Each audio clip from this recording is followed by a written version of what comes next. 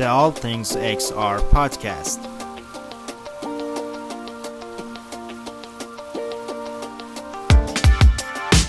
where you can get the best AR/VR analyzers from the biggest names in the field.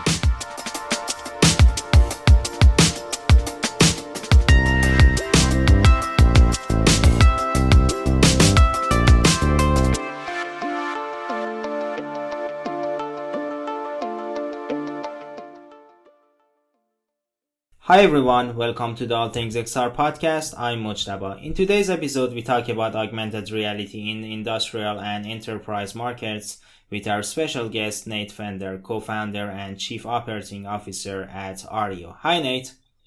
Hey, how are you? Thanks, great. So, welcome to the AllThingsXR podcast. Can you tell us more about yourself and your company, Ario? Sure, absolutely. So, my background is in product management. I started, my entry into the digital landscape working at a handful of digital agencies where we developed experimental web technologies, mobile applications, websites, things like that. And I got to the point in my career where I said, once you've, project managed 50 websites, starts to kind of feel the same. And I had this yearning to branch out and build something. And at the same time, a good friend of mine that I went to college with, he had been working at a large shipbuilder in Virginia, helping to build ships for the U.S. Navy. And his position there was working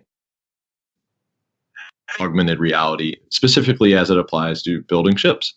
And, he told me, he was like, I'm interested in starting something too. And so we found a really great moment to start something. Mm-hmm. And we didn't really know what we were getting ourselves into at first. We had an idea because his background was really deeply rooted in practical application of this type of technology. And so we knew that our strengths complemented one another. And the first thing we did after we spun up the company Ario, it was just the two of us in terms of trying to spearhead the direction. Mm-hmm. And so what we did was we partnered with a defense contractor. And what that really means is, the United States military and the United States government as a whole has a bunch of companies they contract work to. Uh-huh. So we partnered with one that had a contract with BAE Systems, which works in the defense community. And there was a lot of work that needed to be performed. So what we did was we worked with our partner, defense contractor, to do that work. So it allowed us to kind of test some preliminary thoughts that we had with the ways we thought users may interact with AR from both the head-worn device standpoint as well as handheld devices. And some of the first findings that we had was that, there's a lot of marketing that shows the vision of what augmented reality will be, or what people think it will be or want it to be. Yeah. And those types of marketing materials, where you have exploded views of these large complex parts with high fidelity rendering, is a little bit misleading for the current state of things. Yeah. And what we found was that some of the earliest clients we ended up working with, both through our partner, the defense contractor, and on our own, was that their expectation was to get those types of experiences. Mm-hmm. And so we did our best as we built a team around us to build those types of experiences. And we successfully did. But what was found out both on the client side and our side was very much the amount of personnel resources that have to go into it. And the other thing is they're not scalable easily. When changes had to be made, it comes right back to your development group, and then you tweak it, and it goes back and forth and back and forth. Exactly. So with that, we said, okay, now that we've learned a lot of these lessons, things that we were pretty certain were going to be the case, what can we do to start lowering the barrier of entry to using this technology and easing what is considered to be massive amounts of friction to use it? So we said, okay, Well, the first thing is even though we have experience developing for HoloLens and the DAQI devices and Mm-hmm. all of the head-mounted displays, we said the reality is that most of the people we will want to field our technology will probably have phones and tablets. Yeah. And if you take a look at the industrial enterprise market, the procurement cycles of technology and where they're at with their devices, in some cases they're just now getting PDFs to tablets. Mm-hmm. So,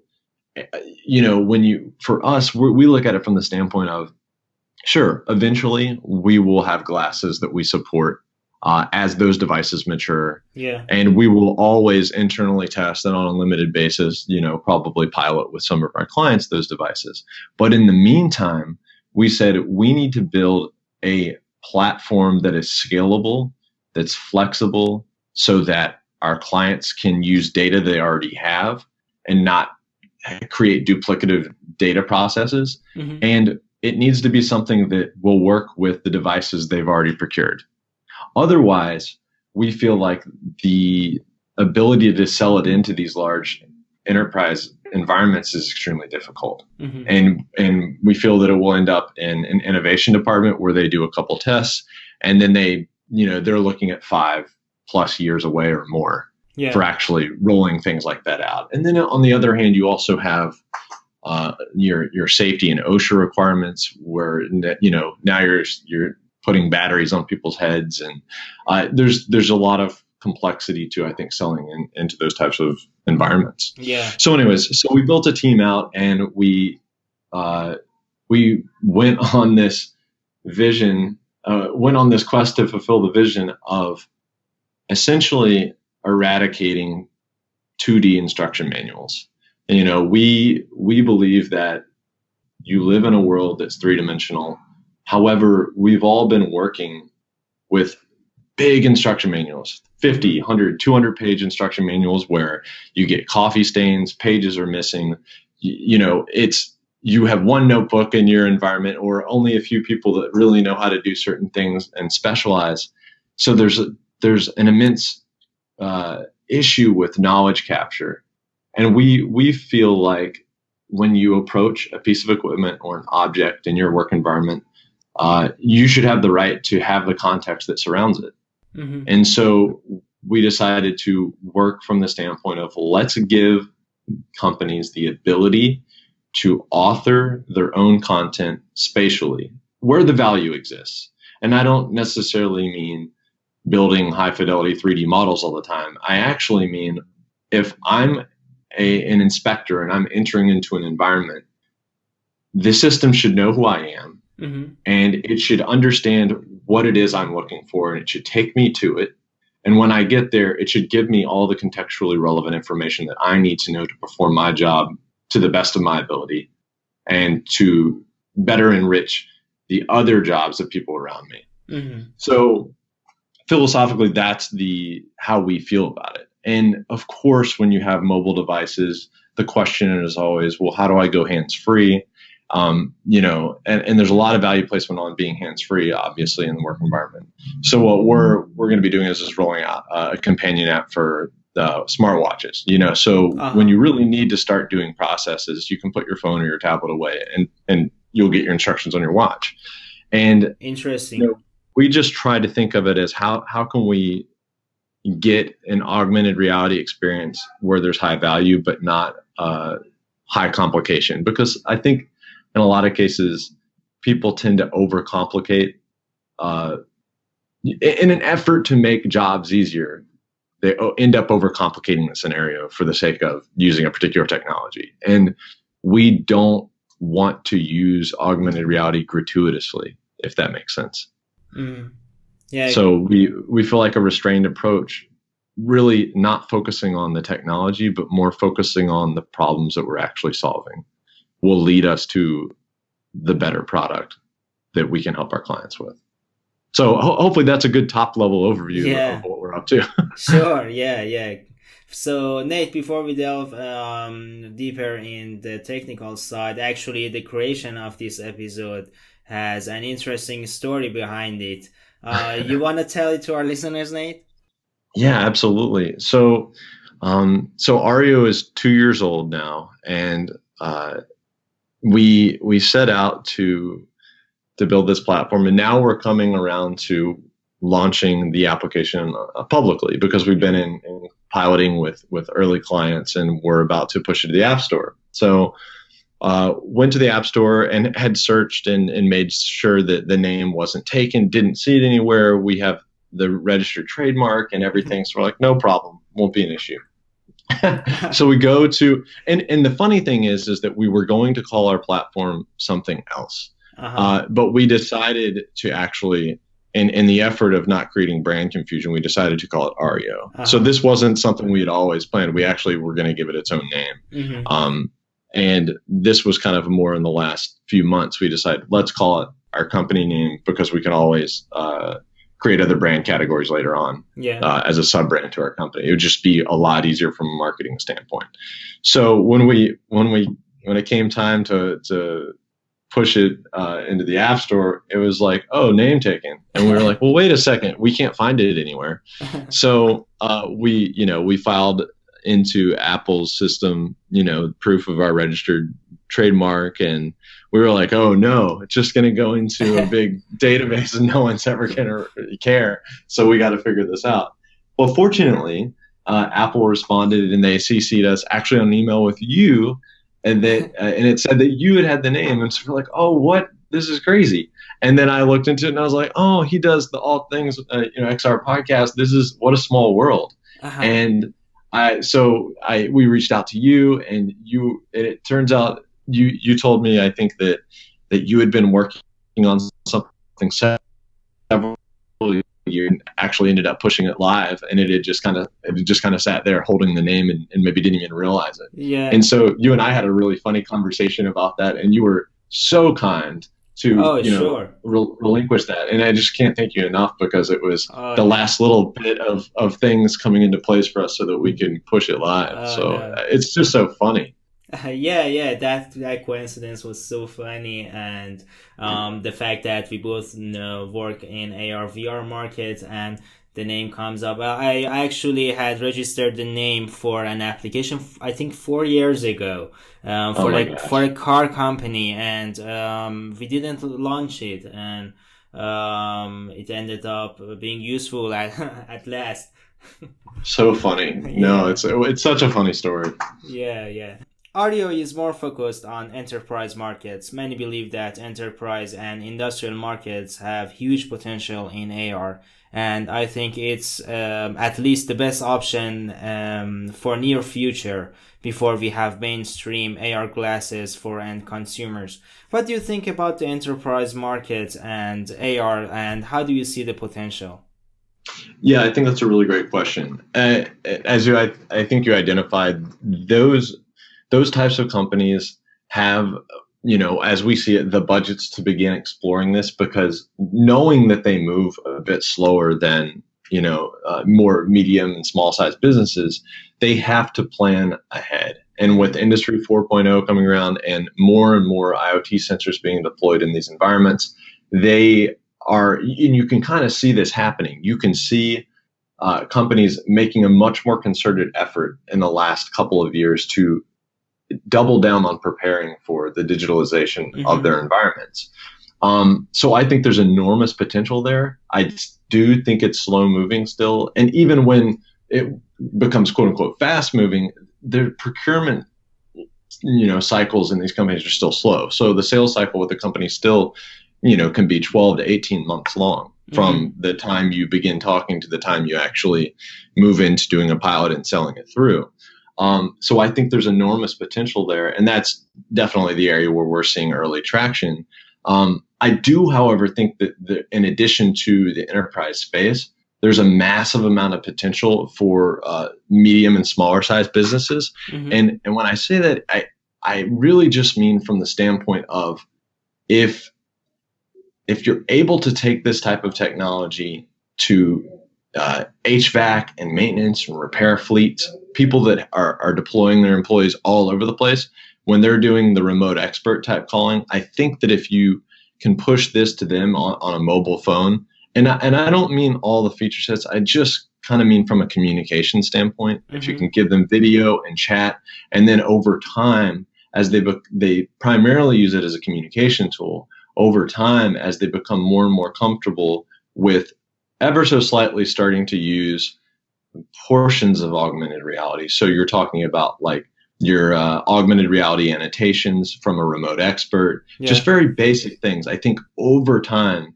as these types of businesses become more comfortable, and you give them the ability to use an affordable tool now, I think that in 5-10 years it will become a lot more normal. I think that it remains to be seen the capacity for medium and small sized businesses to take this technology on.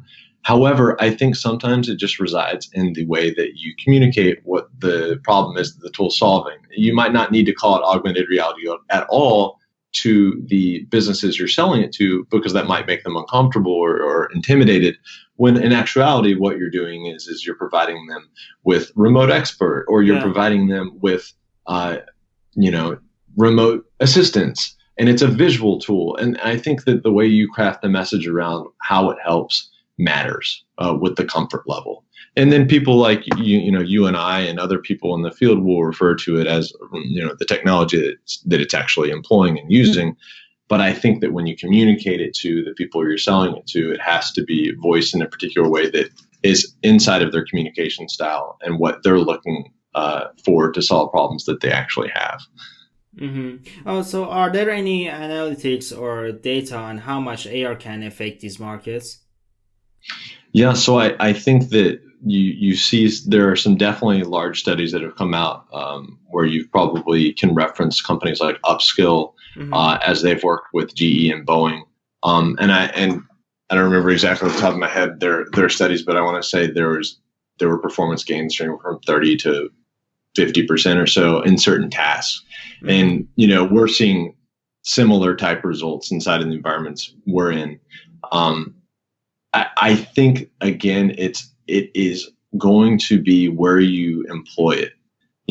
I think that if you are in an industry, and I'll refer to manufacturing specifically with this, manufacturing, for example, as in the United States between from 2015 to 2025, there is projected to be about 2.7 or so million unfilled jobs in manufacturing. Uh-huh. And the reason why the problem exists is what's called a skills gap, as it's been identified by Deloitte and other consulting firms. And it's because they don't feel that they're able to hire the type of people with particular types of problem solving skills, and they lack basic technical training. So there are these jobs that they can't fill the positions for.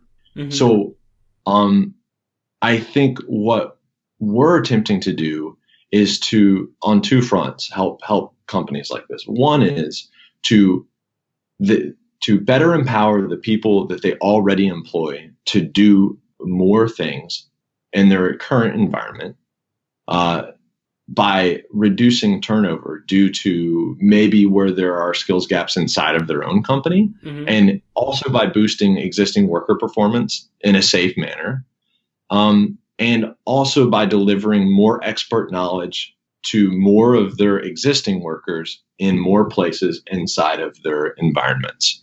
And then in turn, measuring the output of their organizations so that they can better refine their processes. Mm-hmm. Now, as it relates to the unfilled positions, I believe that I don't have quantitative analysis on this yet, hope to in the future, but I tend to believe that it will enable companies that sit with these skills gap issues, it will give them the ability to hire people and give them a tool that allows them to start working almost right away, and always kind of have an expert along with them, so to speak, in terms of the types of information that's being delivered to them at particular machines or at particular locations where they can't do that currently, because humans learn in a variety of manners. We don't all learn best from just reading paragraphs of text.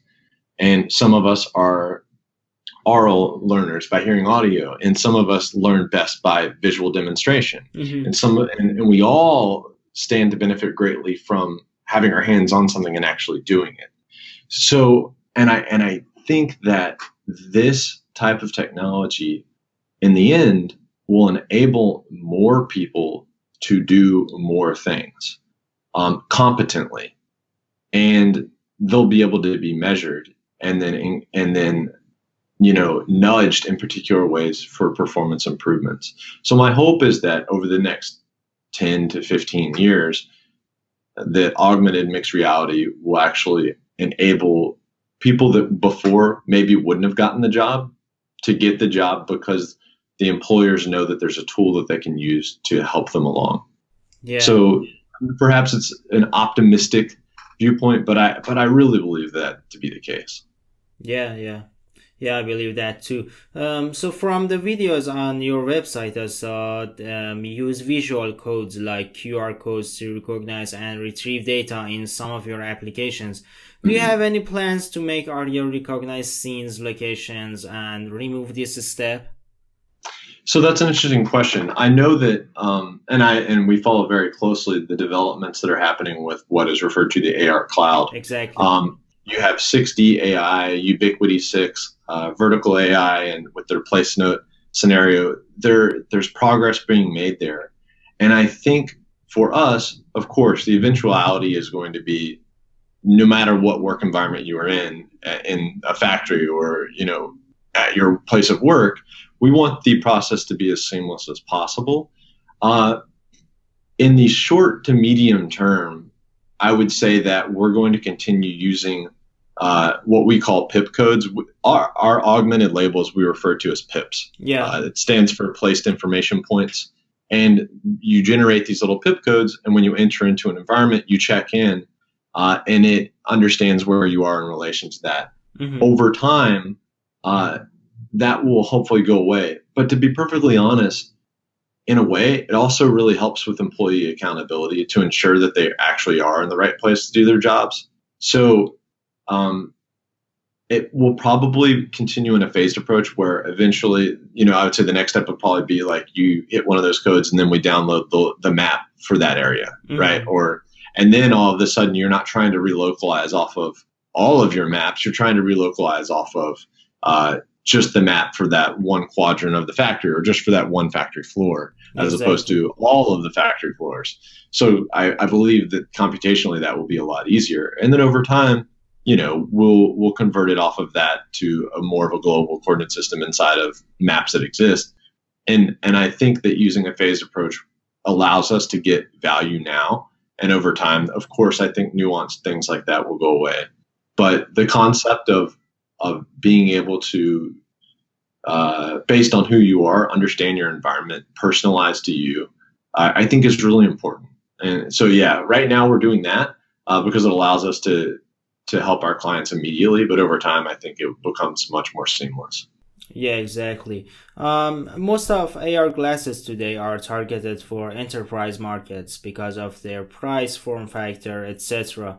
Are you also working on adding AR glasses support? I know that you are more focused on mobile AR right now, but in the future, are you working on adding AR glasses support like a HoloLens, Meta, or Magic Leap to Ario? It's a great question. Yeah. So right now, as you said, we're super focused on mobile. However, it's very much in our roadmap to support glasses, and we could right now if we wanted to, but we make the deliberate choice not to for a couple of reasons. One, we want to be 100% sure that whatever pair of glasses we bring into our platform, we can confidently tell a client, you can put it on. You can trust that it will run. You can trust that there will not be any hardware failures. Mm-hmm. You can trust that it's safe to use. We need to be able to affirm that to our clients. And I haven't used the Magic Leap yet. Hopefully very soon. Uh-huh. But I can say that as it stands right now, we believe the HoloLens, again, excluding Magic Leap because I'm not exactly sure. I don't have an opinion on that yet, but to date, we feel that the HoloLens has been the strongest device. That being said, I think it's going to be really interesting to see what Microsoft does next. And I think we'll probably hear something in the next couple of months. And also how Magic Leap evolves from their, the Creator Edition and what comes after the One. And I am really interested to see, and I think this is probably a year off based on some analysts' viewpoints, what Apple announces and what Apple's going to do. Exactly. And we are very strategically holding to see what that brings. And in the meantime, we might bring HoloLens on board, but it remains to be seen. So we're doing internal testing and things like that, but we know that when we commit to bringing one in, we have to do a really hard push with it. So that's why we're focusing on demonstrating value to our early clients now with the devices that they already own.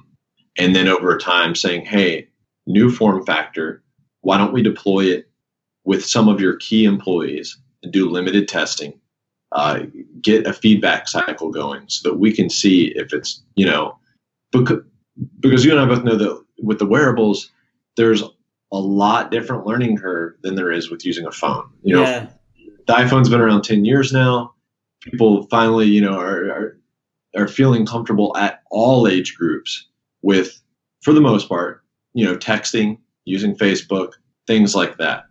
So when you go from that to gaze control and having to hover and pinching, air tapping and pinching and zooming with your hands and having to talk to it, and it's a lot to consider for folks in particular environments where their exposure to technology as in the workplace has been extremely limited. Exactly. It's quite a jump. So a lot of these environments, I think, to sell it through, it really depends on how easy is it to use. Is it going to slow me down, and am I going to get frustrated just because I have to learn another thing? And for us, we want to proceed in a manner to where we can have the confidence going in and being able to say to them, it just works. It just works as long as you do these 35 things. Yeah. You put it on and it just works. And we want to get to that point first. And so I'm really excited to see and hear about the next HoloLens. I'm really excited to see what Apple says in a year or two. And until then, we're going to be going very aggressively with the mobile strategy, because those are devices that our clients and those that we're targeting already have, and they're about to get, because the procurement cycle of these types of technologies is just slower in those environments. It's fascinating to see, to go in and meet with a potential client and see that they're using Internet Explorer from 5 years ago. But at the same time, they're interested in augmented reality. So that is the trickiness. They stand to gain the most, but you have to be able to really help provide and sell the value very quickly and easily. And I think that there's nuance to that. Yeah, I've experienced that. Do you think that using these AR glasses in today's form and with today's features like battery limitations or FOV will actually improve user experience in enterprise markets? I think that's definitely possible. I think that it would depend on a few things, and as I mentioned before, it would depend on the type of operator, the type of user that puts it on. Do they already inherently feel comfortable with technology? Two, are they going to be using it for full 8-hour shifts at work? Or is it going to be used only in specified moments where they need, specific help? And this is the only way they're going to get that expert help and be hands-free and, checking all those boxes.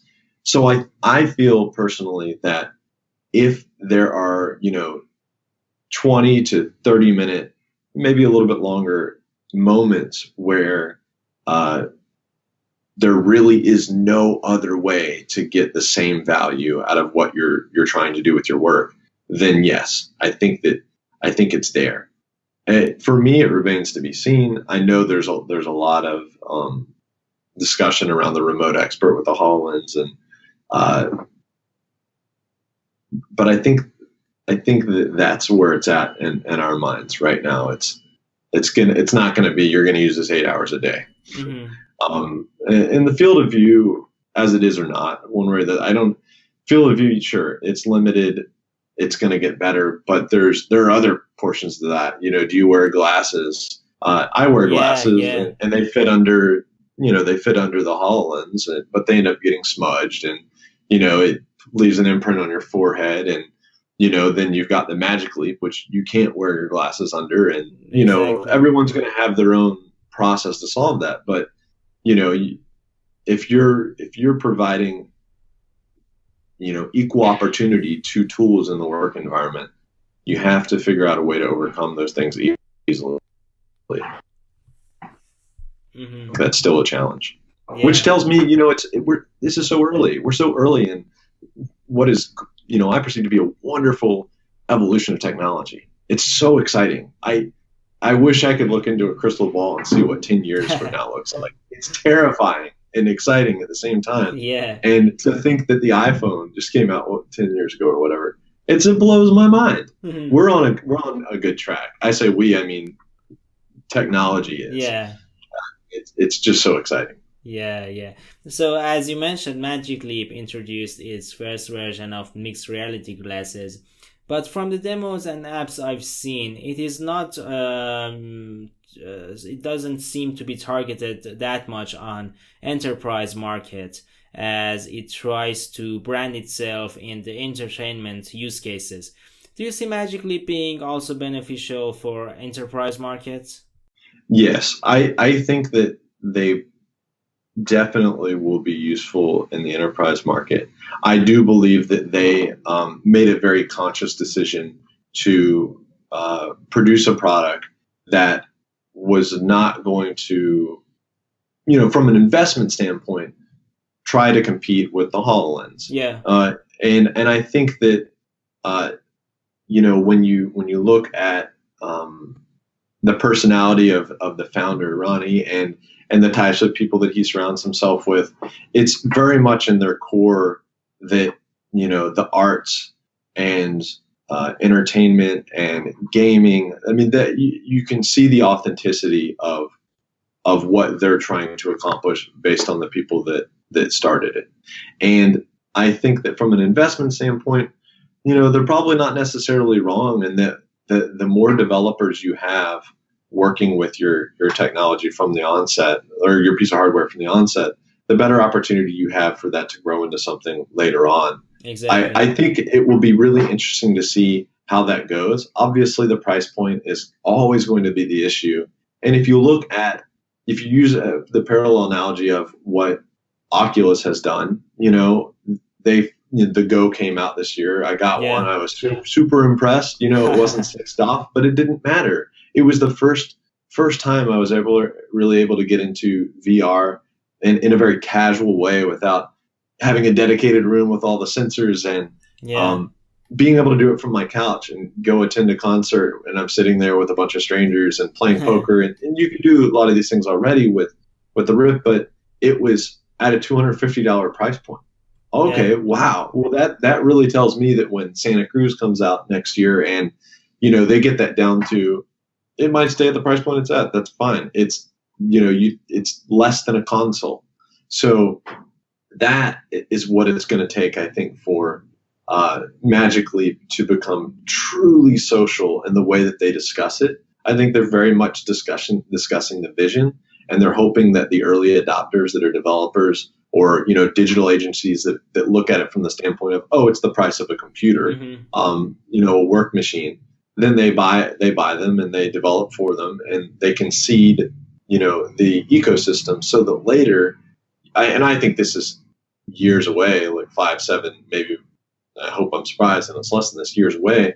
But they'll bring the price down, and I think that if they truly can get the price down to what it costs to get an iPhone, and maybe not the iPhone X, but an iPhone 8, Yeah. then I think then they're going to sit in the pocket of, having it be ubiquitous. And I think that's when it gets super exciting. And, Oculus Go was I think an inflection point for VR. It'll be on the VR side. It's going to be exciting to see how HTC responds to that in our market, and then where it goes from there. But I think that if you look at VR and then you look at AR and what's happening, I think you're going to see some similarities in what happens in the next 10 years. The same thing with personal computers. You go way back to when they came out. They all started, at these excruciating, prices. Totally over agree. time, it's just normal historical cycle. So yeah, I think that to answer your question, their positioning is unique in that they are definitely going after entertainment, gaming, and it's very clear that they want to be the dominant player in that space. They have, they did their own operating system and all this, and they from the looks of it, most of their hardware they conceptualized from the ground up, and they raised an enormous amount of money to say, hey, we're not going away for a little while. Yeah. So, yeah. Yeah. So recently, Ario has been accepted to Y Combinator Startup School. Congratulations on that. Thank you. I'm sure our listeners are curious to know more about this process. Can you tell us more about that?